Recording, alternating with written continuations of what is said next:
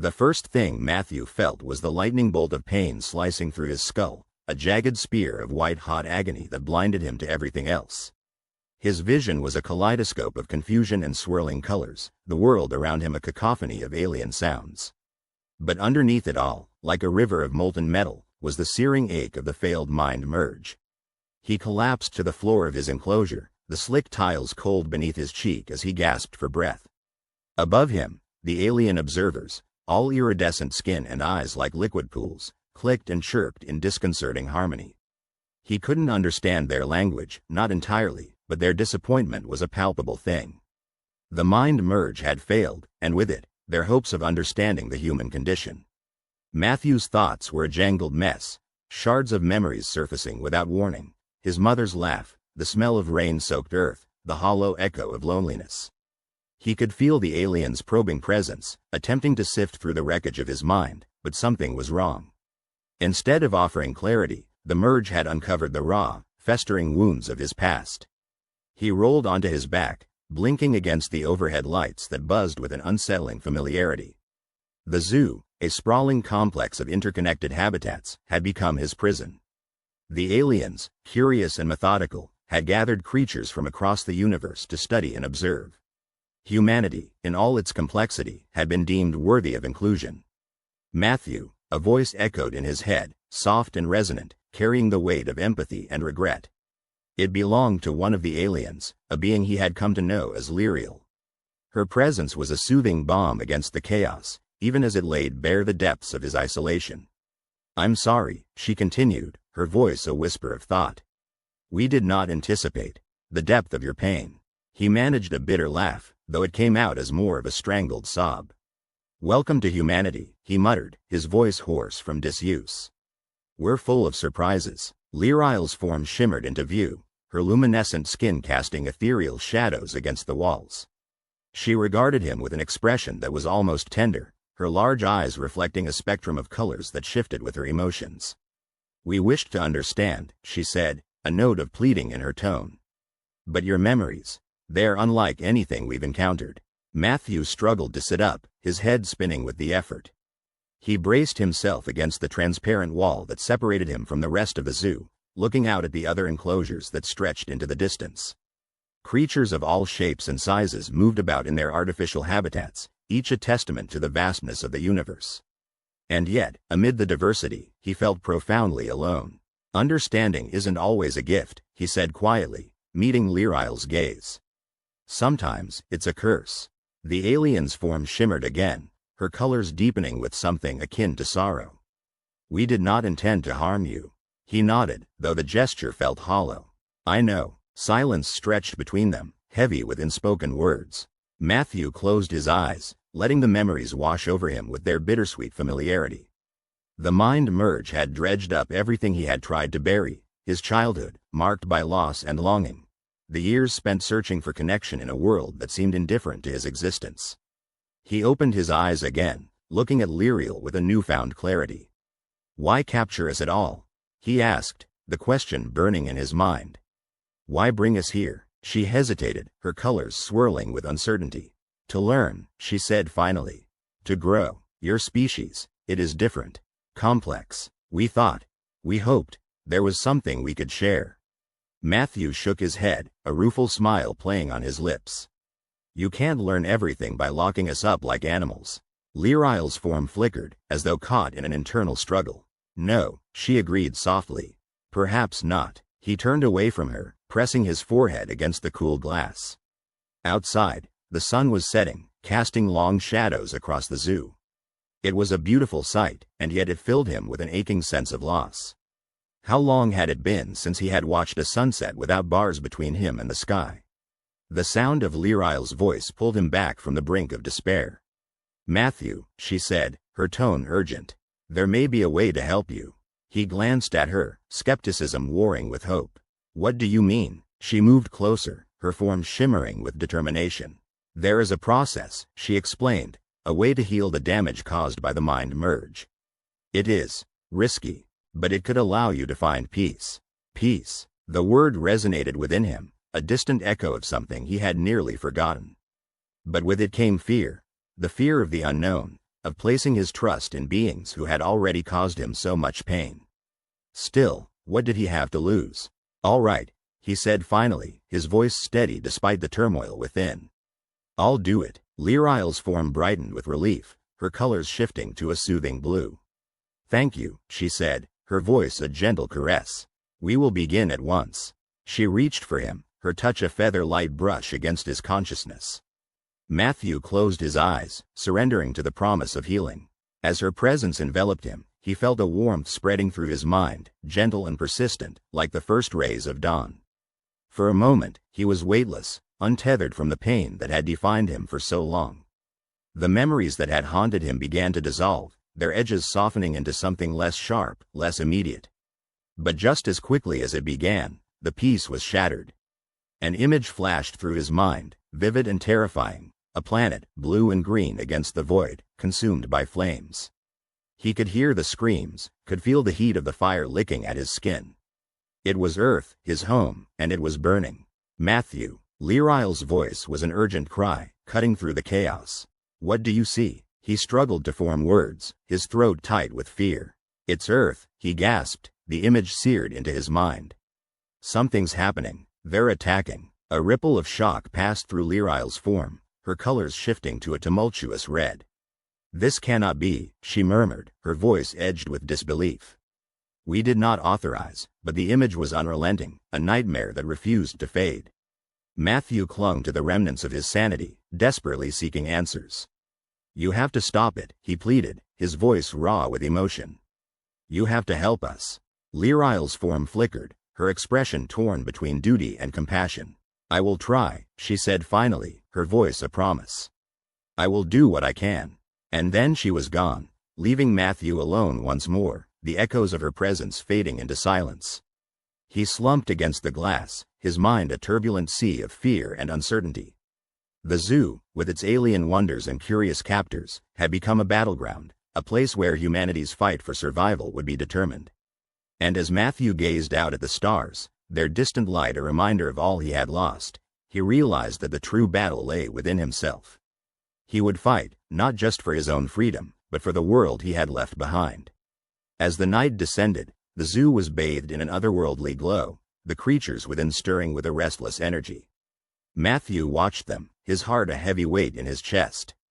Somewhere out there, his home was in danger, and he could do nothing but wait. The minutes stretched into hours, each one a lifetime of anticipation. He paced the length of his enclosure, his mind racing with possibilities and fears. What if Lyrile couldn't convince them? What if the attack had already begun? He pushed the thoughts aside, focusing instead on the flickering hope that had taken root within him. Lyrile had promised to help, and despite everything, he believed in her. It was nearly dawn when the door to his enclosure slid open, the soft hiss of air the only warning. Matthew turned, his heart leaping at the sight of Lyrile standing in the doorway, her form a beacon of light against the darkness.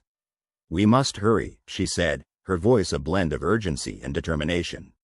"There is little time." He followed her without hesitation, his steps quickening to match hers as they wove through the corridors of the zoo. Creatures of all kinds watched them pass, their eyes filled with a mix of curiosity and unease. "The council has agreed to intervene," Lyrile explained as they walked. "But we must act swiftly. The fleet will arrive soon." Matthew nodded, his heart pounding with a mixture of relief and anxiety. "Thank you," he said, the words inadequate to express the depth of his gratitude. "I don't know how to," she cut him off with a gentle wave of her hand. "There will be time for thanks later," she said. "For now, we must focus on what is to come." They emerged into a vast chamber, the walls lined with consoles and displays that pulsed with information. Alien figures moved with purpose, their voices a symphony of sound as they coordinated the impending mission. Lyrile led him to a console, her fingers dancing across the controls with practiced ease. "This will allow you to communicate with your people," she explained, gesturing to the screen. "You must warn them of the danger." Matthew hesitated, a million thoughts clamoring for attention.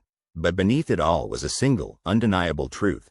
This was his chance to make a difference, to save the world he had left behind. He took a deep breath and stepped forward, his fingers hovering over the controls. The screen flickered to life, the familiar faces of his compatriots appearing in the display. They looked weary, their expressions a reflection of the struggles they had endured. "Matthew," one of them said, her voice a balm against his fraught nerves. "Is it really you?" He nodded, his heart swelling with emotion. "It is," he replied, his voice steady despite the tears that threatened to fall. I'm here to help." The words were a promise, a declaration of intent that filled the room with a newfound sense of hope. And as Matthew began to speak, sharing all he had learned, he knew that whatever happened next, he would face it with courage and determination. For the first time in a long time, he was not alone. The sky had taken on an eerie shade of green, a color that seemed unnatural and foreign, casting an otherworldly pall over the landscape. The scent of burning ozone lingered in the air, a reminder of the cataclysmic events that had begun to unfold. As if the sky itself had been torn apart, the alien crafts hovered ominously above, their sleek, metallic bodies casting shadows that seemed to swallow the earth beneath them. The sound of distant thunder rumbled continuously, though no storm accompanied it, only the oppressive presence of the alien invaders. For every human who dared to look up, a sense of both awe and terror gripped them, a dichotomy of emotions that left many paralyzed in fear. Anna stood among the chaos, her hand gripping the rusted railing of what used to be the town's main lookout point. From here she could see the distant smoldering ruins of the city where she had grown up, now just another casualty in the onslaught. The world had changed overnight, and with it, her understanding of safety and normalcy had been shattered. "Anna," a voice called out, pulling her back from the brink of despair. She turned to see Marcus, his face drawn and weary, yet his eyes held a spark of determination. "They're gathering at Bill's garage. We need to move." She nodded, her grip on the railing loosening as she turned to follow him. "How many made it?" she asked quietly, her voice barely audible over the distant hum of alien engines. "Not as many as we'd hoped," Marcus replied, his voice heavy with regret. "But enough to make a difference, I think." Together, they made their way down the winding path that led to the outskirts of town. The air was thick with smoke and the acrid tang of destruction, each breath a reminder of the fragility of their existence. As they walked, Anna couldn't help but notice the silence that had descended upon the world. The usual chirping of birds, the rustle of leaves, gone, replaced by an unnatural stillness. When they reached Bill's garage, they found it bustling with activity. People moved with a sense of urgency, gathering supplies, sharing information, and forming plans. In the center of it all was Bill himself, a large man with a grizzled beard and hands that looked like they could crush stone. He was barking orders, his voice carrying with authority and a touch of desperation. "Anna, Marcus," he greeted them with a curt nod. "Glad you made it. We're going to need every able body we can get." Marcus looked around at the makeshift command center. "What's the plan?" Bill sighed, rubbing his temple. "We need to hit them where it hurts, disrupt their operations. They're using some kind of signal to coordinate their attacks. If we can find the source and take it out, we might just buy ourselves some time." Anna watched the people around her, their faces a mix of fear and resolve. She knew each of them carried their own stories of loss and survival, threads that had woven together into a tapestry of shared struggle. It was this unity, fragile as it was, that gave her hope. "We don't even know what they want," Anna said, voicing the question that had plagued her since the invasion began. "Why us?" Bill shook his head. "Doesn't matter what they want. What matters is that they're here, and they're not leaving unless we make them." Marcus stepped forward, his eyes scanning the maps laid out on a workbench. "We need to find a way to get close to their main ship. If we can plant some explosives, disrupt their systems, I'll do it," Anna interjected, her voice firm. She felt the weight of the moment, the gravity of the decision she was making. "I know the terrain better than anyone here. I can get in and out before they even know I'm there." Marcus opened his mouth to protest, but the look in her eyes stopped him. He knew better than to argue when she'd made up her mind. "Be careful," was all he managed to say. Bill nodded, respect evident in his gaze. "You'll need a team. Take who you trust." Anna turned to survey the crowd, her mind already working through the possibilities. She needed people who were quick, quiet, and capable of handling themselves under pressure. As her gaze swept the room, she spotted a familiar face, a young man, barely out of his teens, with a determined look that reminded her of her younger brother, lost in the early days of the invasion. "Jamie," she called out, catching his attention. "You're with me." He nodded, his expression resolute. Whatever it takes. The rest of the day passed in a blur of preparation. Weapons were gathered, routes were planned, and silent prayers were whispered into the ether. As night fell, the world seemed to hold its breath, the silence punctuated only by the distant rumble of alien machinery. The small team set out under the cover of darkness, their figures slipping like shadows through the ravaged landscape. Anna led the way, her senses attuned to every sound, every movement. Behind her, Jamie and the others followed, their footfalls soft against the earth. They moved with purpose, skirting the edge of the alien encampment.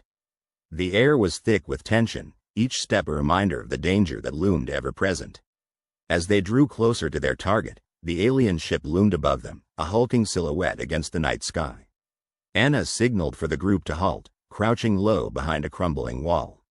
From here, they had a clear view of the ship's landing gear, its massive structure pulsing with an unnatural light. "This is it," Anna whispered, her voice barely audible. "Jamie, you're with me. The rest of you, cover us from here." The young man nodded, his face set with determination. Together, they crept forward, their movements careful and deliberate. Every shadow, every flicker of light was scrutinized, the threat of discovery ever present. As they neared the ship, Anna could feel the hum of its engines vibrating through her bones, a reminder of the immense power contained within. The mission was simple: plant the explosives and get out. But simple didn't mean easy, and she knew the odds were stacked against them. They reached the base of the ship, its massive landing gear towering above them like ancient monoliths.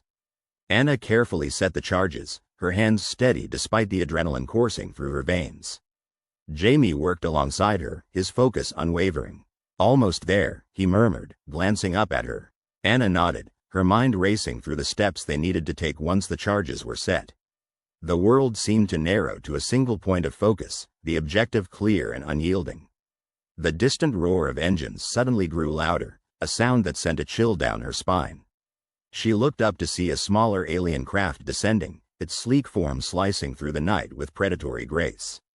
"Go," she hissed, pushing Jamie ahead of her. They sprinted back toward the others, the sound of their own breathing loud in their ears. Behind them, the explosion shook the ground, a brilliant flash of light searing the night. The alien ship groaned under the impact, its structure trembling as sections buckled and collapsed. But there was no time to celebrate, no moment of relief. The smaller craft had seen them, its engines roaring as it gave chase. Anna pushed herself harder, each step a struggle against the exhaustion that threatened to overtake her. The group regrouped, their faces set with grim determination.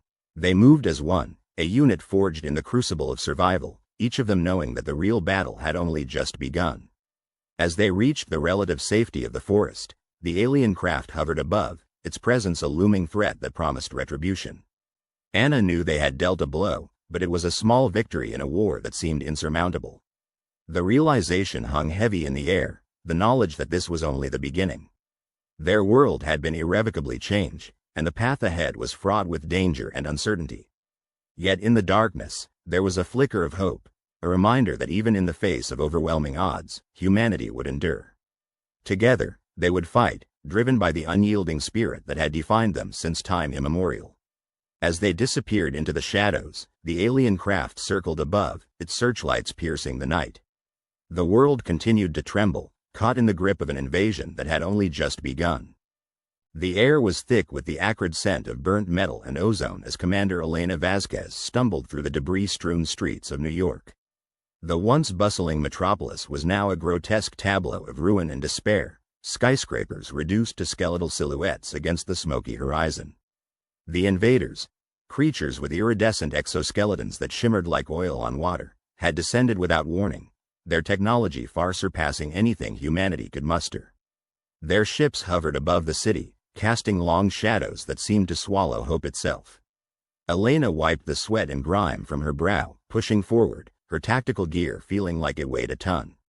She felt every bruise, every scrape as a testament to the day's previous confrontations.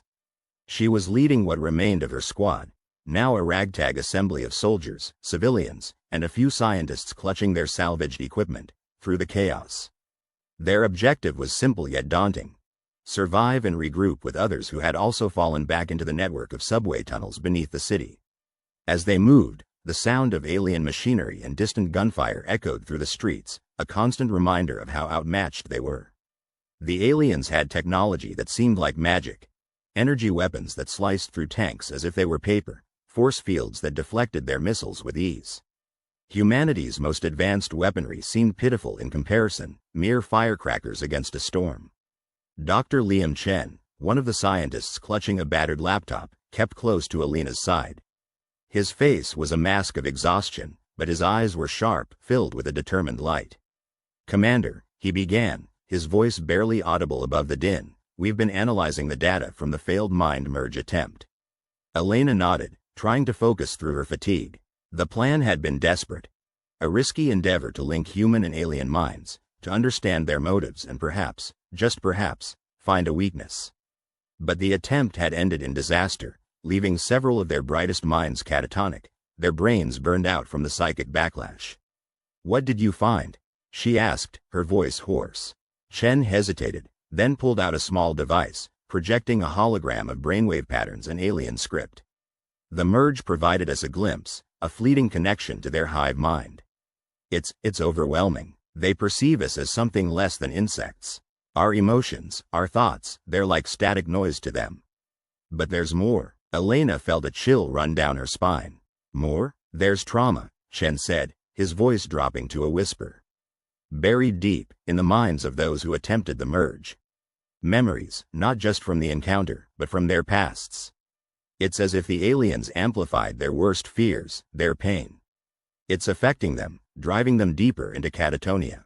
Elena frowned, glancing back at her squad. Each face was a portrait of fear and exhaustion, and she wondered how many of them carried their own burdens, memories that could be weaponized against them. The thought was terrifying. "Can we use this?" she asked, though she loathed the idea of exploiting their trauma further. "We're working on it," Chen replied. "If we can isolate the frequency of their hive mind communications, we might find a way to shield ourselves or disrupt their coordination. But it's a long shot." A rumble shook the ground beneath them, and Elena knew they had to keep moving. They pushed on, descending into the subway entrance, the darkness swallowing them, offering a brief respite from the chaos above. As they navigated the tunnels, Elena found herself walking beside Sergeant Marcus Hayes, a veteran soldier who had fought beside her in countless battles. His presence was a steadying force, a reminder of the resilience that humans could muster even in the face of overwhelming odds. "Hell of a day, huh?" Marcus said, his voice carrying a forced lightness that did little to mask the strain. "Just another day in paradise," Elena replied dryly. They shared a grim smile. "You think we stand a chance?" Marcus asked, his tone turning serious. Elena hesitated, casting her mind back to the moments of hopelessness she had felt since the invasion began. "I don't know," she admitted, "but I know we can't give up. If there's a chance, any chance, we have to take it." Marcus nodded, his expression set with determination. "Then we'll make that chance." Their conversation was interrupted by the soft sound of a child's cry. Elena turned, spotting a little girl clinging to her mother, both of them looking lost and afraid. She knelt down, trying to muster a reassuring smile. "Hey there, it's going to be okay. We're going to get through this." The mother nodded gratefully, though her eyes betrayed her doubt. Elena's heart ached at the sight, a reminder of the countless innocents caught in this nightmare. They continued deeper into the subway, the group moving like shadows through the dimly lit tunnels. The air was damp and cold, the silence punctuated by the distant rumble of collapsing buildings overhead. Every footstep seemed too loud, a betrayal of their presence to unseen enemies. It was during this tense journey that Elena felt the weight of leadership pressing down upon her. Each decision, each movement, carried the lives of those around her. She thought of her family, somewhere far from this chaos, and felt the familiar pang of fear for their safety. She couldn't afford to fail, not when so much was at stake. As they reached a junction, the group paused to rest. Elena took the moment to speak with Dr. Chen again, eager for any glimmer of hope his research might provide. "I've been thinking about what you said, about the trauma," she began. "Is there a way we can use it? Not just as a weapon, but to understand them?" Chen nodded slowly. "It's possible. If we can find a way to delve deeper into their collective psyche, we might discover why they're here, what they want. But it's risky. Another attempt could, Well, it could leave us even more vulnerable. Elena sighed, rubbing her temples. The weight of the decision was crushing. We might not have a choice, she said finally. If we can understand them, maybe we can find a way to communicate. To negotiate. Chen offered a thin smile. You always were an idealist, Commander. She chuckled softly, though there was little humor in it. Maybe I'm just desperate. Their conversation was cut short by the sudden blare of an alarm, a warning system that the city's engineers had hastily set up after the initial attack. The sound sent a shiver through the group, fear replacing the brief respite they had found. Commander, we've got movement, Marcus shouted, his voice echoing off the tunnel walls. They've found us. Panic rippled through the group, but Elena forced herself to stay calm, her training taking over. All right, everyone, stay together. We move, now. They ran through the tunnels, the sound of alien footsteps growing louder behind them. Elena's heart pounded in her chest, each breath a struggle as adrenaline surged through her veins. The darkness around them seemed to close in, the walls pressing tighter with each passing second. Suddenly, they burst into a larger chamber, the ceiling high above them and the tracks splitting off in multiple directions. It was a momentary reprieve, but Elena knew they couldn't stop. She scanned the area, her mind racing for options. We need to split up, she decided, her voice carrying authority. Marcus, take half the group and head north. Dr. Chen, you're with me. We'll go west. We'll regroup at the next junction. There was no time for debate. The group divided, and Elena led her team deeper into the labyrinth of tunnels. The echoes of pursuit were relentless, a constant reminder of the danger nipping at their heels. As they ran, Elena felt a strange sense of calm settle over her. This was what she was trained for, what she had spent years preparing for, even if the enemy was beyond anything she had imagined. She glanced at Dr. Chen, who was keeping pace beside her, his expression a mix of fear and resolve. Can you run and think at the same time? Elena asked, a hint of a challenge in her voice. Chen shot her a sideways glance, managing a wry smile despite the circumstances. I'll do my best, Commander. Good. I need you to keep thinking about that mind link. If there's a way, any way, to turn it to our advantage, we need it. He nodded, his focus shifting inward even as his feet carried him forward. Elena could almost see the gears turning in his mind, racing against the clock that ticked inexorably towards their potential destruction. The tunnel they followed sloped downward, the air growing colder, the darkness more oppressive. Elena's flashlight cut a narrow beam through the gloom, illuminating their path and casting long shadows that danced like specters on the walls. They emerged into another chamber, this one cluttered with the remnants of an old maintenance depot. Rusting tools and forgotten machinery lay scattered about, relics of a time when humans had dominion over these spaces. Elena signaled for the group to halt, allowing them a moment to catch their breath. She could hear the distant sounds of the aliens, their pursuit relentless. They had only moments to decide their next move. Dr. Chen approached her, eyes alight with an idea. Commander, I think I have something. If we can access one of their communication nodes, we might be able to send a signal back through their network. It could disrupt their coordination, even if just for a short time. Elena considered the proposal, weighing the risks against the potential reward. It was a gamble, but in their situation, every option was. Do it, she said, determination hardening her voice. And let's hope it gives us the edge we need. As Dr. Chen set to work, connecting his equipment to the alien technology they had scavenged, Elena positioned her team defensively, ready to hold the line against the approaching threat. The minutes stretched into an eternity, each second a countdown to confrontation. Finally, Chen looked up, a triumphant glint in his eyes. I'm sending the signal now. As he pressed the button, a low hum filled the air, vibrating the very walls around them. For a moment, everything seemed to pause, the world holding its breath. Then, the alien pursuit faltered, the sound of their footsteps stumbling, their communication disrupted. It was a small victory, but in that moment, it felt like a lifeline. Elena knew it wouldn't last, that the reprieve was temporary. But it was enough for them to regroup, to plan their next move. Enough to remind them that even in the face of overwhelming odds, humanity's potential for resilience and ingenuity still burned bright. But as they prepared to move again, that familiar weight settled on Elena's shoulders. She knew the path ahead was fraught with danger, that every decision could mean life or death for those she led. And yet, she also knew they had to keep fighting. For the world above, for the loved ones they hoped to see again, for the future that seemed so precariously out of reach. In the shadows of an alien invasion, humanity's light flickered, fragile yet unyielding. And as they pressed onward, Elena vowed to keep that flame alive, no matter the cost. The evening sky was an unsettling canvas of roiling, bruised clouds, the once vibrant hues smothered beneath the ominous, unyielding shroud of the alien armada. Their vessels hung in the sky like uncaring gods, blotting out the sun and casting the landscape in a perpetual twilight. What remained of humanity huddled in the shadows, clinging to hope like a fraying rope. Evelyn could feel the weight of despair pressing down on her shoulders, heavier with each passing day. She stood amidst the rubble of what had once been her home, her eyes scanning the horizon for any sign of change, any glimmer of resistance. The air was thick with smoke and the acrid scent of burning, a constant reminder of their losses. The resistance was faltering. Every strategic move seemed to be anticipated by the invaders, every potential sanctuary discovered and destroyed. Evelyn's heart ached with the knowledge that their numbers were dwindling, their desperation growing.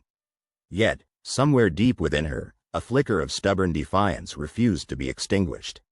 "Another sweep," Matt announced as he joined her, his voice a low growl. His face was shadowed with exhaustion, eyes haunted by the ghosts of too many fallen comrades. "They're getting closer to the underground bases. It's just a matter of time." Evelyn nodded, her gaze still locked on the distant horizon.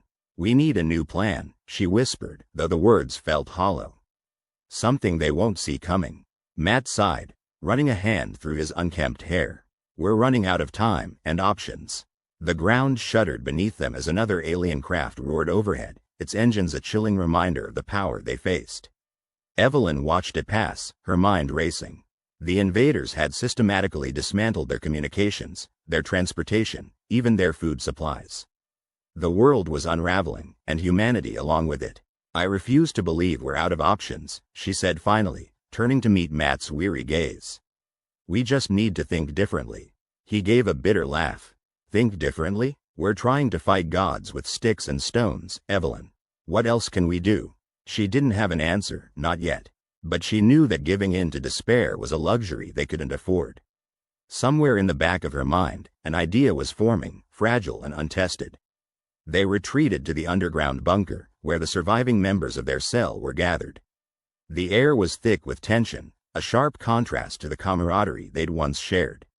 Now, every word seemed to carry a weight, every silence an accusation. "We need to talk," Evelyn announced, drawing the attention of the room. "Our current tactics aren't working. The aliens are always one step ahead. We need something new." A murmur of agreement rippled through the group, though it was tinged with skepticism. David, an engineer with a perpetual frown, spoke up. "Any ideas? Because unless we can magically invent technology to rival theirs, we're stuck." Evelyn hesitated, the kernel of an idea taking shape. "What if we don't try to match their technology? What if we use what they don't understand against them?" Matt raised an eyebrow. "And what would that be?" She took a deep breath, choosing her words carefully.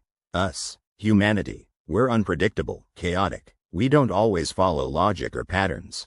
If we can use that to our advantage, maybe we can create a diversion or a trap they won't anticipate."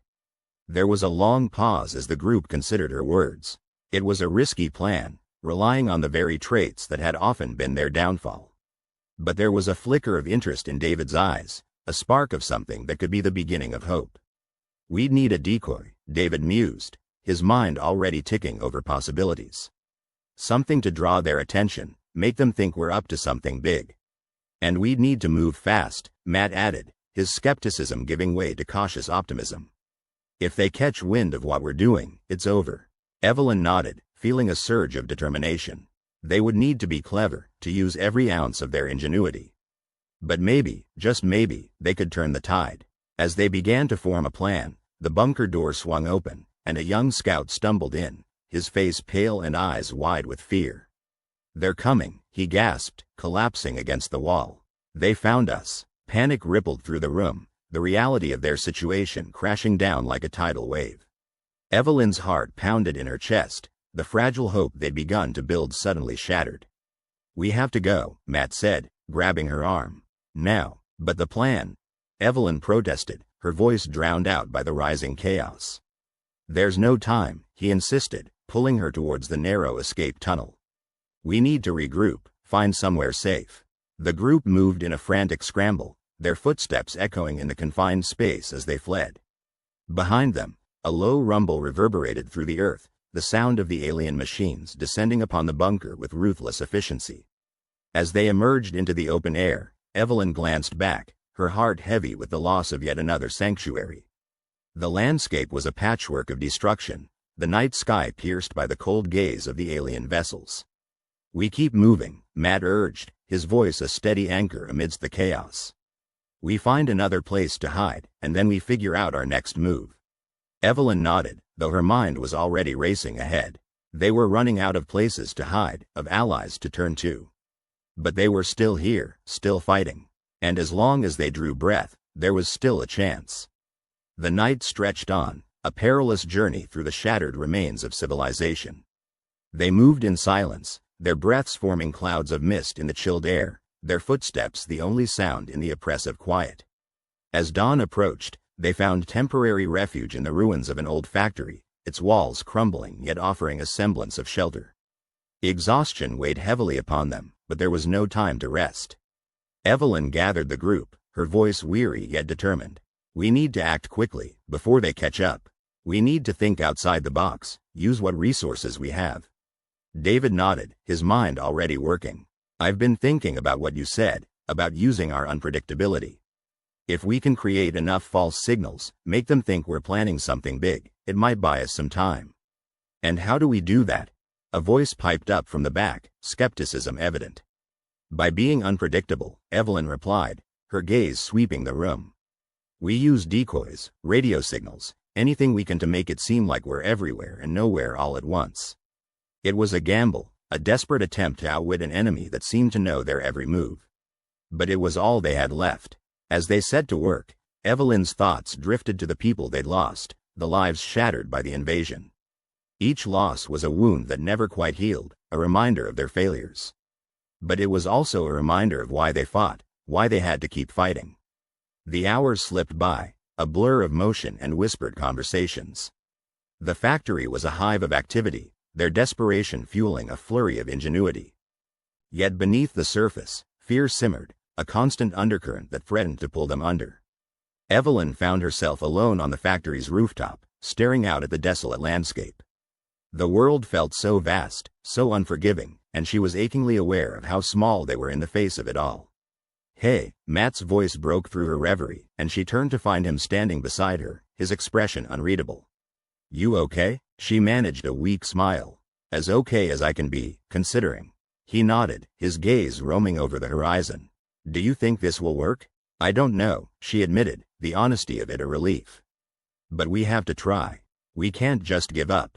Silence stretched between them, heavy with the weight of unspoken fears.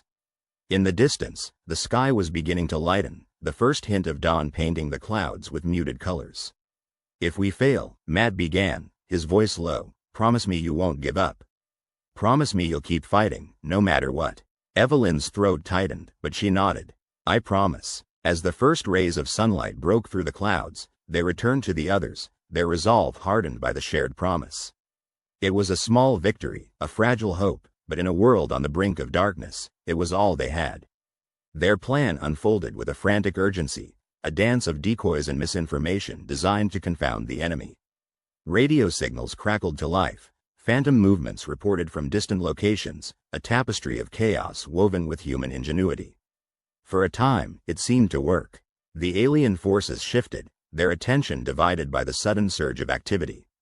It was a tenuous reprieve, a moment of breath in the suffocating grip of war. But their respite was short-lived. The invaders adapted with chilling speed, their technology dissecting the ruse with cold precision. One by one, the false signals were silenced, the decoys dismantled. Evelyn watched in horror as their carefully constructed charade crumbled. The aliens were closing in, their shadow looming larger than ever before. Desperation clawed at her, the weight of their impending defeat a suffocating presence. We need to retreat, Matt urged, his voice tight with urgency. We can't stay here. But there was nowhere left to run, nowhere left to hide. Evelyn's heart ached with the knowledge that they were out of time, out of options. As the alien ships descended, their ominous hum a death knell in the dawn light, Evelyn felt something shift within her. A fierce, unyielding resolve ignited, a refusal to succumb to the darkness. They might lose this battle, this war, but they would not go quietly. They would fight until their last breath, until the very end. Together, they braced for the onslaught, a small band of humans against the vastness of an alien armada. It was a hopeless cause, a fight they couldn't win. And yet, in that moment of impending doom, Evelyn understood what made them special. It wasn't their technology or their strength, but their spirit, their refusal to surrender in the face of insurmountable odds. As the aliens closed in, the world around them fading to shadow, Evelyn held tight to the promise she'd made to Matt. They would keep fighting, no matter what. In the darkest moment, when hope seemed lost, they stood together, defiant to the last. And in that defiance, there was a glimmer of something that even the aliens couldn't extinguish. The dawn broke, and with it, the first light of a new day. The world lay shrouded under a blanket of desolation, the sky a perpetual canvas of sullen gray, as if mourning the earth's demise. Echoes of humanity's grandeur now lay silent beneath the rubble of what once were cities, the skeletal remains of skyscrapers clawing feebly at the heavens, as if beseeching some celestial mercy that would never come. The invaders, a cold and calculating race known colloquially as the Valak, had descended upon Earth like an unyielding storm. Their technology was beyond comprehension, their motives inscrutable. They moved with an eerie precision, each step calculated, each decision devoid of emotion. They had brought humanity to its knees, and yet, amidst the ruins, flickers of human spirit still smoldered defiantly. Deep beneath the battered streets of what was once New York City, within the bowels of an abandoned subway station, the remnants of a resistance gathered. The air was thick with the scent of damp concrete and desperation. Faces, gaunt and hollow-eyed, were illuminated by flickering lanterns, their shadows dancing like specters on the walls. Evelyn Carter, a once renowned physicist, now the reluctant leader of this ragged band, stood at the center of the makeshift encampment. Her clothes hung loosely on her frame, a testament to the scarcity of food. Her eyes, however, burned with an intensity that belied her frail appearance. In her hands, she cradled a device of her own invention, a crude amalgamation of salvaged technology. It was a beacon of hope, a symbol of defiance. "They think us broken," she said, her voice steady but laced with the weariness of countless sleepless nights. "They think us defeated, but they do not understand what it means to be human." Her words were met with silence, yet the air seemed to hum with a renewed energy. The gathered souls, from different walks of life, bound by the singular purpose of survival, nodded in solemn agreement. They were engineers, soldiers, artists, and dreamers, each one harboring stories of loss and love, of lives torn asunder by the invasion. In their eyes, a shared determination glimmered faintly, like stars struggling to pierce through the oppressive clouds above. "We've intercepted their communications," Evelyn continued, gesturing to a young man hunched over a crude radio set, his fingers deftly manipulating the dials. "They're overconfident, convinced that we're no longer a threat. They underestimate us," murmured Jackson, an ex-military strategist whose steely demeanor had inspired many, even when hope was a scarce commodity. "And that will be their downfall." The plan was audacious, bordering on folly, a desperate gambit to strike a blow against the Valak and rekindle the fires of resistance across the globe. They would target the regional command node, nestled within the fortified heart of the Valak's operational headquarters. It was a suicidal mission, and yet it was all they had. As preparations were made, Evelyn moved through the camp, offering words of encouragement, sharing in whispered conversations. Her heart ached with the weight of leadership, the knowledge that she was sending people into the maw of death. Yet, within her, an unyielding resolve took root. She thought of her daughter, taken by the invaders, and the promise she had made to never succumb to despair. In the quiet moments before the operation commenced, she found herself alone, gazing at a faded photograph of her family. It was a snapshot of happier times, when the world was still vibrant and full of promise. She traced her fingers over the image, a silent vow forming on her lips, a promise to fight for the future, even if she would never live to see it. As the group moved out, stealthily navigating the labyrinthine tunnels beneath the city, The enormity of their task loomed over them. The Volok, with their towering exoskeletons and lethal weaponry, were an ever-present threat.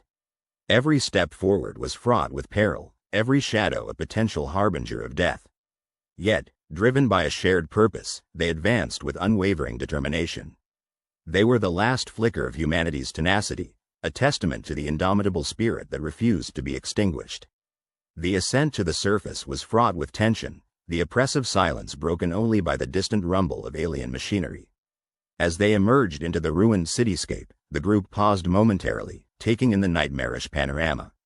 The skyline was a jagged silhouette against the dim twilight, a stark reminder of all that had been lost. Evelyn led the way, her mind a flurry of calculations and contingencies. The device she carried was their only hope, a piece of reverse-engineered Volok technology that had cost them dearly to obtain. If they could infiltrate the command node, there was a chance, a slim, fragile chance, that they could disrupt the Volok's operational network, sow chaos within their ranks. As they neared the perimeter of the Volok stronghold, the group concealed themselves within the shadows of a crumbling building. The alien sentinels, towering and forbidding, stood guard, their cold eyes scanning the horizon with mechanical precision. Jackson signaled for silence, his hand raised in a gesture of caution. The plan hinged on timing, coordination, and, above all, luck. Each member of the team understood the gravity of their mission. Success was uncertain, failure almost inevitable. With a nod from Evelyn, they moved as one, a synchronized dance of stealth and subterfuge. The first obstacle was a perimeter fence, a formidable barrier electrified and monitored by automated drones. Using tools crafted from scavenged parts, they breached the fence, slipping through undetected. The Volok, perhaps too assured of their dominance, had grown complacent.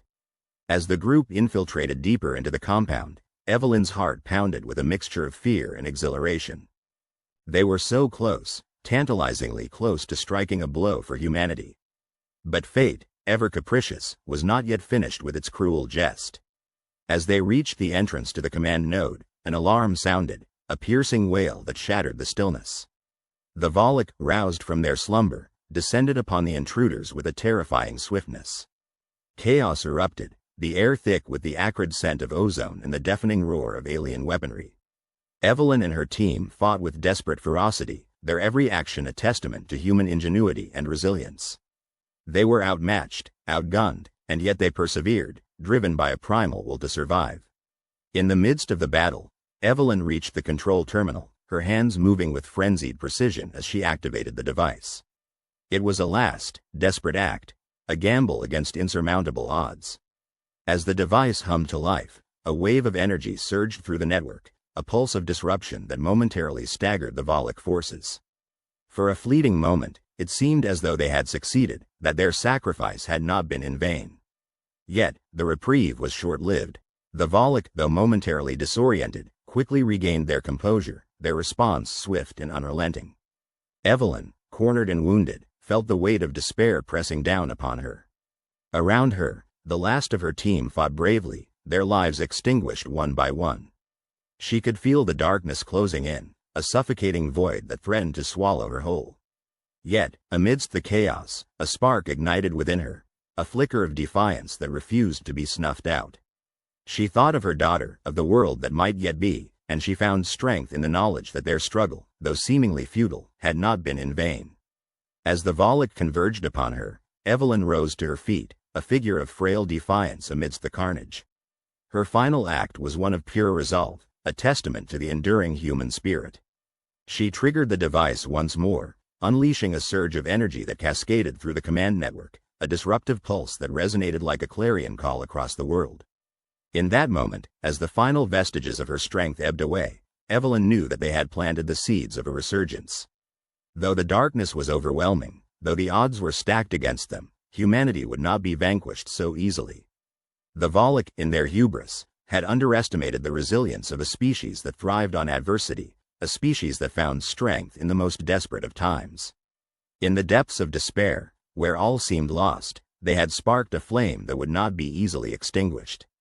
As Evelyn breathed her last, a gentle smile graced her lips, a silent promise to the future.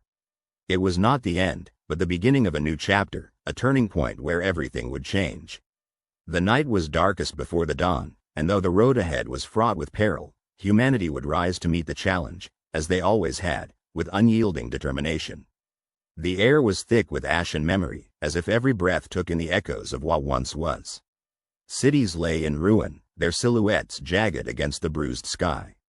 The invaders, the Cathid, had come with their ships darkening the heavens, their technology advanced beyond comprehension. They had thought Earth a prize easily claimed, its guardians mere insects to be crushed underfoot. Yet in their arrogance, they had overlooked something vital. Beneath the surface of despair, deep within the heartbeats of humanity, a resistance was stirring. It was a quiet revolution, born of resilience and a raw, indomitable will to survive. The Cathid had misjudged their prey. The Cathid command outpost loomed over the smoldering remains of what had once been a vibrant human city. From within, Supreme Commander Thraxac observed the land below with a mixture of disdain and assurance. These humans, with their fragile bodies and primitive technology, had put up a far greater fight than anticipated. Pockets of resistance continued to emerge, unpredictable and relentless. Despite their initial setbacks, the Cathid had pushed the humans to the brink. Yet, a curious thing was happening. Reports of human counterattacks, small in scale but devastatingly effective, began to trickle in. The strategies employed were unconventional, defying logic, and yet, they worked. Thraxac's confidence wavered, like a shadow passing over his mind. In a makeshift command center hidden deep within the Appalachian Mountains, a group of human leaders convened. Among them was Dr. Alara Jensen, a scientist whose brilliance was equaled only by her resolve. Her eyes, once filled with the despair of witnessing humanity's fall, now burned with a fierce determination. "We have something they don't understand," she began, addressing the gathered soldiers, engineers, and strategists. "Something they can't calculate or predict. We have ingenuity, and we have each other." The room was silent, the weight of her words settling in the air. It was a fragile thing, hope, but in that silence, it began to take shape, weaving itself into the fabric of their beings. Alara continued, outlining her plan. It was ambitious, a patchwork of ideas and stolen Cathid technology. They would use the invaders' own machines against them, a Trojan horse born from desperation and brilliance. It required courage and sacrifice, but those were currencies humanity had in abundance. As the plan unfolded, a quiet resolve took hold. These were not soldiers of fortune, not warriors bred for battle. They were teachers, parents, artists, and thinkers. But they were human, and that was their greatest weapon. The first strike was at dawn. In the dim light, a group of resistance fighters moved with stealth and purpose. They carried with them a device, a culmination of Alara's genius and the collective ingenuity of countless others who refused to yield. It was a simple thing to behold, yet within its modest shell lay the potential to turn the tide. They reached the perimeter of the Cathid base, their presence masked by the chaos of a world in turmoil. The device was activated, its signal pulsing quietly into the ether. Within moments, the base was plunged into confusion, machinery grinding to a halt, systems blinking into darkness. In the heart of the base, Cathid soldiers found themselves disoriented, their technology turned against them. Panic rippled through their ranks as human fighters emerged from the shadows, exploiting every weakness, every flaw. The battle was swift and brutal. By its end, the Cathid forces lay defeated, their command structure in disarray. It was a victory, not of might, but of mind, a testament to the adaptability and spirit of those who refused to be broken. News of the victory spread like wildfire. Across the globe, humanity rallied. In the ruins of cities, in the hidden enclaves of the wilderness, people began to rise. They had seen what was possible, and the flame of hope burned brighter than ever. In the days that followed, similar victories were claimed, each one a blow to the Cathid, each one a step toward reclaiming their world. Humanity had found its footing, and with it, a renewed sense of purpose. In the cold, sterile halls of the Cathid mothership, Supreme Commander Thraxac reviewed the reports with growing unease. The humans were proving to be an enigma, their tactics baffling and effective. They had adapted with a speed that defied expectation, their resolve unyielding. "They are resourceful," Thraxac admitted begrudgingly to his second-in-command, a hint of admiration in his otherwise mechanical tone. "We have underestimated their capacity for resistance." It was a bitter realization, one that gnawed at the edges of his supremacy. The Cathid had come to conquer, but they now faced an enemy that could not be quantified by strength alone. On Earth, beneath the stars that had once seemed so distant, the resistance gathered strength. Alara stood among them, her heart heavy with the knowledge of the battles yet to come. But she also felt something else, a profound connection to these people who had refused to surrender. "We can do this," she told them, her voice unwavering. "We've already shown them what we're capable of. Now, let's finish what we've started." As she spoke, she thought of all they had lost, of the lives cut short and the dreams left unfulfilled. But she also thought of the future, of the world they fought to save, not just for themselves, but for those who would come after. The Cathid had taken much from them, but they had not taken everything. Humanity still had its spirit, its creativity, its capacity for love and laughter, even in the face of despair. And it was this, above all, that the Cathid could never conquer. In the days that followed, the resistance grew bolder. They struck at the heart of the Cathid operations, dismantling their infrastructure, disrupting their communications, turning the invaders' superior technology into their greatest vulnerability. Each victory fueled the next, a chain reaction of defiance and triumph. In the face of overwhelming odds, humanity had discovered its greatest strength, the ability to adapt, to evolve, to rise from the ashes of defeat stronger and more determined. The Cathid had believed their superiority ensured victory, but they had overlooked the power of the human spirit. The turning point had come, and with it, a new chapter in the story of Earth. It was a story of struggle and sacrifice, of loss and renewal. It was a story still unfolding, written in the blood and sweat of those who fought for freedom. As the sun set over the scarred landscape, Alara looked out at the horizon. Tomorrow would bring new challenges, new battles to be fought, but it would also bring new opportunities, new moments of courage and solidarity. The Cathid had underestimated them. They had come to conquer a world they thought weak and divided. But they had found a planet united by a common purpose, driven by a strength that could not be measured. And so, as the stars began to emerge in the twilight sky, humanity stood ready. They had found their voice, their power, and they would not be silenced.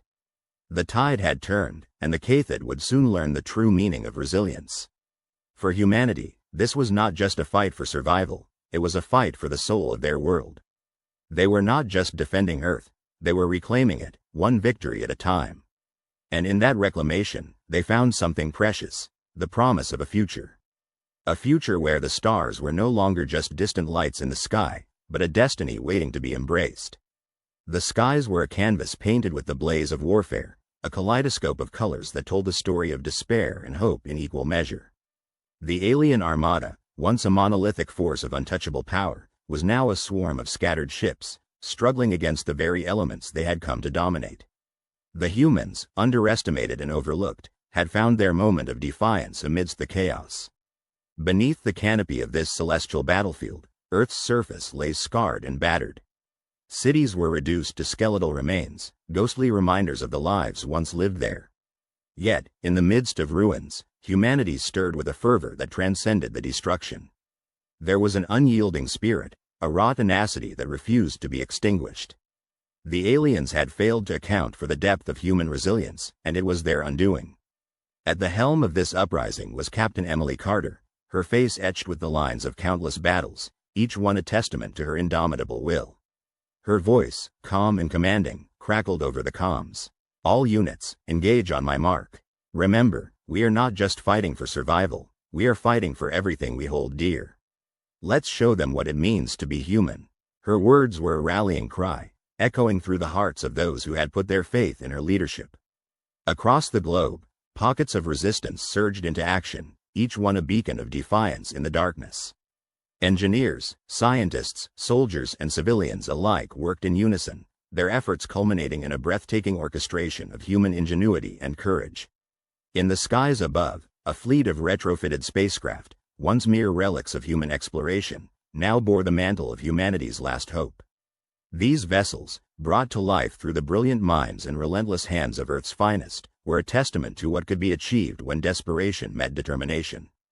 The aliens, with their superior technology and vast resources, had imagined a swift conquest. They had not anticipated the intricate dance of tactics and innovation that humanity had been forced to master. Now, as the human fleet rose to meet them, they felt the first tremors of doubt. The alien command ship, a leviathan of polished metal and pulsating energy, loomed over the battlefield. Within, the alien leader, a being whose name was unpronounceable by human tongues, observed the unfolding chaos with an emotion that bordered on confusion. The humans, these beings of flesh and bone, had become more than a nuisance, they were a formidable adversary. The leader's gaze swept over the tactical displays, watching as human ships darted through the void with an agility that defied logic. How? It mused aloud, its voice a soft vibration in the air. How have they come so far? The answer lay in the heartbeats of those who fought below. In the control room of a makeshift command center hidden deep within the mountains, Dr. Aisha Patel coordinated with a team of specialists, their fingers dancing over consoles and monitors. Her eyes shone with a fierce intensity as she tracked the movements of both ally and foe. Adjust vector 32 degrees west, she commanded, her mind a lattice of calculations and possibilities. We need to draw them into the trap. Around her, the hum of machinery and the murmurs of her team formed a symphony of focus and determination. They were the architects of this counteroffensive, weaving together the threads of strategy and science into a tapestry of survival. Their work was silent and unseen, yet it was the backbone of the human resistance. As the battle wore on, the tide began to shift. The alien forces, accustomed to subjugation, faltered against the relentless assault. Human pilots, driven by the knowledge that their lives and the lives of their loved ones hung in the balance, maneuvered their ships with breathtaking skill. They danced through enemy fire, weaving a pattern of defiance that left trails of light in the darkness. One such pilot was Lieutenant Marcus Lee, his hands steady on the controls of his fighter as he executed a daring barrel roll, evading the lasers that sliced through the void. His mind was a whirl of adrenaline and instinct, yet beneath it all lay a profound sense of purpose. "Got your back, Marcus," came a voice over the comm, warm and reassuring. It was his wingman, Sarah, her ship gliding into formation beside his. "Thanks, Sarah," he replied, a grin ghosting across his face despite the gravity of their situation. "Let's give them hell." Together, they dove into the fray, a seamless unit of precision and daring. Their ships moved as if guided by a single mind, an embodiment of the trust and camaraderie that had been forged in the crucible of conflict. Back on Earth, the battle raged in the shadows of the cities. Guerrilla fighters, armed with makeshift weapons and an unbreakable spirit, struck against alien ground forces. Among them was Maria Torres, her movements a blur of agility and tenacity. She fought not just for herself, but for her children, her people, and the future that hung in the balance. In the aftermath of each skirmish, as the dust settled and the echoes of gunfire faded into silence, she would pause and look at the horizon, drawing strength from the thought of what lay beyond the struggle. It was this vision of a world reborn that fueled her resolve. Overhead, the human fleet pushed forward, their advance marked by explosive bursts of color as alien ships succumbed to their assault. The command ship, once a symbol of alien supremacy, now stood vulnerable, its facade cracked and wounded. Captain Carter's voice cut through the comms once more, her tone resolute. "We have them on the ropes. Focus fire on the command ship. We end this today." Her words ignited a wave of determination that swept through the human ranks. This was the moment they had fought for, bled for, and sacrificed for. It was the culmination of their struggle, an opportunity to reclaim the world that was theirs by right. In the command ship's bridge, the alien leader felt the walls closing in. The humans, these fragile creatures, had turned the tide. Their spirit, once dismissed as inconsequential, now loomed large and undeniable. It was a force that defied understanding, a phenomenon that could not be quantified or controlled. As explosions rippled through the command ship, the leader understood the magnitude of its failure. They had misjudged the humans, underestimated the power of their collective will. It was a lesson paid for in blood and defeat. Outside, the human fleet closed in, relentless and unyielding. Captain Carter's ship led the charge, her eyes locked on the target that would signal their victory. "Fire," she ordered, her voice carrying the weight of 1,000 battles and the promise of a brighter dawn. The sky erupted in a cascade of light as the combined might of the human fleet bore down on the command ship. It was a symphony of destruction, each note a testament to the resilience and brilliance of the human race. The command ship shuddered under the assault, its defenses collapsing, its hull breached by the ferocity of the attack. In its final moments, the alien leader watched as the stars grew brighter, their light a beacon of the resilience they had failed to extinguish. There was a strange beauty in the destruction, a poignant reminder that in their hubris, they had ignited a fire that could not be quelled. As the command ship disintegrated, leaving only fragments to drift through the void, a profound silence settled over the battlefield. The alien forces, leaderless and broken, faltered in their resolve. The humans, weary yet unyielding, stood triumphant.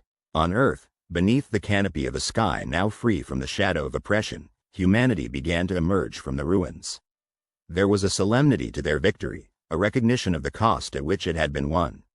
Yet, within that solemnity lay a flicker of hope, a promise that from the ashes of destruction, they would rise anew. Captain Carter stood on the bridge of her ship, gazing out at the stars. Her heart was heavy with the memories of those who had fallen, yet buoyed by the knowledge that their sacrifices had not been in vain. "This is just the beginning," she murmured, her voice barely audible over the soft hum of the ship. "We've proven what we can achieve when we stand together. Now, it's up to us to rebuild, to honor their memory by creating a world worthy of their sacrifice." Her words resonated with those who heard them, a call to action that transcended the boundaries of space and time. It was a call to rebuild not just their world, but their spirits, to forge a future shaped by the lessons of the past. As the sun broke over the horizon, its light spilling across a landscape reborn, humanity stood poised at the brink of a new dawn. They had faced the abyss and emerged stronger, their legacy written in the stars and the earth alike. And so, the story of their triumph would be told and retold, a testament to the indomitable spirit that had defied the odds and emerged victorious. A story of humanity at its finest, a story of resilience, unity, and hope. The sprawling city lay in ruins, and yet, amidst the crumbling concrete and twisted steel, there was an unmistakable air of hope. The sky, once filled with the ominous silhouettes of alien warships, now hung solemn and clear, the stars blinking through the dust like distant promises of peace. Sergeant Emily Carter stood atop the rubble of what used to be the central command post, her eyes tracing the horizon. The battle had been won, but at a terrible cost. The air was thick with the acrid scent of smoke and the haunting silence that followed the cacophony of war. Her thoughts traveled to those who had fallen, their sacrifices etched into her heart like indelible scars. Nearby, she watched as Dr. Alex Marin, the brilliant mind whose defiance had turned the tide, sifted through the remnants of alien technology. His once frantic energy was subdued, replaced by a quiet determination to learn, to understand, to ensure that humanity would never again face such existential threat unprepared. His glasses, smudged and cracked, sat crooked on his nose, a testament to the resilience he'd shown. "Think they'll come back?" Emily asked, her voice barely above a whisper. Alex paused, considering. "If they do, we'll be ready. We've opened the door to the stars, Emily. We'll just have to make sure we can defend it." Their conversation was interrupted by the arrival of Lieutenant Sarah Okoye, her uniform as tattered as Emily's. "The first aid stations are up and running," she reported, her voice carrying a strength that belied the exhaustion lining her face. "People are starting to come together, to rebuild." Emily nodded, seeing the flicker of renewed purpose in Sarah's eyes. It was the same look she saw mirrored in the faces around her. The victory was bitter, but it was a victory nonetheless, and it had united humanity in a way she had never imagined possible. Borders, once fiercely defended, were now irrelevant. In the face of annihilation, people had come together as one. Across the globe, the aftermath was being felt. Cities that had been divided by centuries of conflict were now sentinels of cooperation. Governments, stripped of their power, were being replaced by councils of civilians and soldiers alike, each one dedicated to rebuilding a world that had been forever changed. In a remote village in India, a young boy named Arav, who had lost his family to the invasion, found solace in his newfound community. The village had become a haven for those displaced by war, and here, Arav discovered a passion for engineering, working tirelessly to restore power and communication lines. His eyes, once filled with grief, now sparkled with the hope of a brighter future. On the other side of the world, in a small town in Canada, an elderly librarian named Mrs. Thompson, who had hidden countless families in the basement of her library during the invasion, now led efforts to preserve and share knowledge. She organized readings under the stars, where survivors gathered to listen, to learn, to remember. The alien threat had inadvertently catalyzed a renaissance of sorts. Art, science, and technology flourished in the interconnected world. Humans began to see themselves not as citizens of separate nations, but as stewards of a single, vulnerable planet. As Emily looked out over the city, she felt a profound sense of pride in humanity. Despite the devastation, they had emerged stronger, more united. The scars that marred the Earth were also symbols of their resilience, their tenacity, and their unwavering spirit. "You think they knew what they were starting?" Sarah asked, gesturing to the sky. Emily shook her head. "Perhaps. But it's what we finish that matters." The three of them stood together in silence, the stars watching over them. They understood that while the battle had ended, the journey was just beginning. Humanity had proven its worth, its strength, and its heart. And in doing so, they had not only survived, they had thrived. As dawn broke on the horizon, golden and hopeful, Emily smiled. "We did it," she said softly, the words a balm to her soul. "Yes," Alex replied, his eyes fixed on the rising sun. "And now, we build a future. Together." And so, with the world watching, humanity stepped into the light of a new day, forever changed yet as determined as ever to protect and cherish the life they had fought so hard to preserve.